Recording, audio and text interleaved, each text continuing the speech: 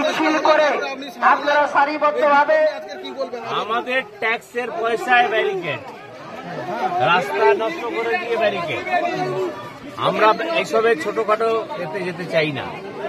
মহামান্য supreme court বলেছেন শান্তিপূর্ণভাবে যে কোনো রাজনৈতিক দল, যে কোনো ফ্রন্ট, যে কোনো ফোরাম তারা আন্দোলন করতে পারে। তৎসত্ত্বেও আপনারা দেখেছেন নবান্ন অভিযানের দিন যেভাবে মানুষের ওপর অত্যাচার করা হয়েছে, মানুষকে মারা হয়েছে।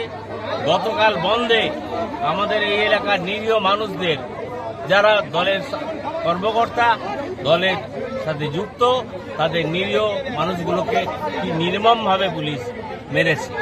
তার সাথে বড় কথা, পুলিশ টিয়ার ফায়ার করেছে এবং এখানকার মানুষ যে রেয়াপাড়ার ইতিহাসে নন্দীগ্রামেরও যখন আন্দোলন হয়েছিল, রেয়াপাড়াতে কখনো অশান্তি আমরা দেখিনি।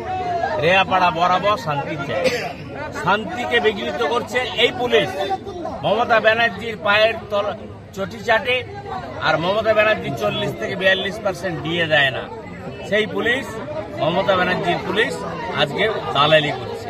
এদের আজ বলে গেলাম এফআইআর প্রত্যাহার করতে হবে নিঃশর্তভাবে, নচেত বৃহত্তর আন্দোলন করব। আমি মহামান্য আদালতের কাছে যাব, এর সুবিচার চাইব। দরকার হলে 24 ঘন্টায় এখানে এসে শান্তিপূর্ণভাবে বসে অবস্থান করি। আজকে এই যে এত কড়া ব্যারিকেড, আরে ভয় পেয়ে গেছে। বাড়ির বউ বলেছে রান্না করবো না, মেয়ে বলেছে সবাই যাবো না, তোমার পয়সা পড়বো না। ওরা ভয় পেয়ে গেছে।